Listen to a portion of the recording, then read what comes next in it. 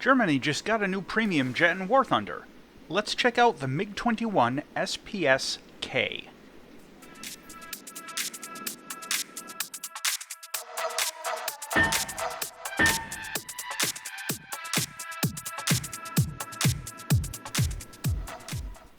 The history of German MiG-21s goes back to the 1960s, with early versions being introduced as daytime interceptors. Eventually, the Mig-21 PFM was introduced, which was given to the Germans and renamed the SPS in local service to prevent naming conflicts with a locally modified version.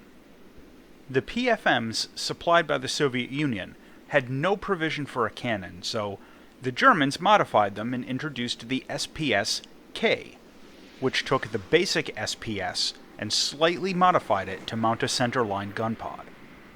Unlike the regular PFM in Soviet service, the SPS-K was never deployed with the Kh-66 air-to-surface missile. The vehicle we get in War Thunder is a bit of an odd duck, mostly due to its unusual loadouts. The SPS-K can carry a reasonable variety of bombs, unguided rockets, air-to-air missiles, and either a gun pod or a countermeasures pod. The catch is, you have to make some difficult choices, which we'll get to in a minute. The radar that the Mig-21 SPS-K gets is basic and nothing fancy. It has an ACM boresight mode as its only advanced feature, remembering that the plane was designed around a defense doctrine of using large radar stations on the ground to vector in interceptors, so the onboard radar set wasn't quite as important of a detail as it might have been. For missiles, keep in mind that the SPS-K is a premium plane, so it comes pre-spaded and you get access to all of its loadouts right away. You can carry 4 of the basic R3 missile, either the Cage Seeker infrared or the semi-active radar homing versions in different combinations. Or you can carry only 2 better weapons. The next choice is a pair of R13M missiles. Keep in mind that these are not the R13M1 weapons that the MiG-23 gets. The R13M isn't a bad missile, but it's not great. In the context of the SPS-K, it has better range than the other options, and is reasonably resistant to flares due to its narrow seeker aperture. Overall, it's okay. Your last missile option is a pair of R-60 short-range dogfight missiles. As you probably know, the R-60 is generally a good weapon, with pretty decent maneuverability and tracking. The catch is very limited range, and the R-60 likes to chase flares more than the R-13M does. This plane only gets a limited ballistics computer. You get the CCIP for unguided rockets, but that's it. Bombs and the gun pod are both blindfolded. In terms of flight performance, the Mig-21 SPS-K is a pretty basic MiG-21 with a flight envelope that will feel very familiar if you've flown any of the others. If you're new to the MiG-21 family, the SPS-K probably won't let you down. It's fast, it turns pretty well, climbs well, and has good top-end speed at most altitudes. The catch is that the tailed delta design bleeds off speed pretty quickly in sustained tight turns, and if you pull hard enough while flying fast enough, you can rip your wingtips off. Also, the plane doesn't have combat flaps, and it runs out of fuel very quickly if you leave the afterburner on. It's a weakness of the entire MiG-21 family, really. You're fuel critical right after takeoff. Something else to know, if you take the countermeasures pod, it blocks the air brake, which kinda sucks. Just something to keep in mind. Taking the MiG-21 SPS-K out into missions always feels like going to the grocery store with half of a shopping list. The incredibly limited weapon load, and needing to make a choice between a gun pod or the countermeasures pod might leave you wondering how you would have done with a different weapon load after matches.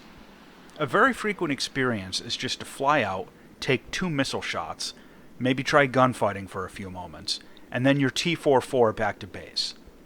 In a few missions, I actually went through a rearm cycle twice in one mission.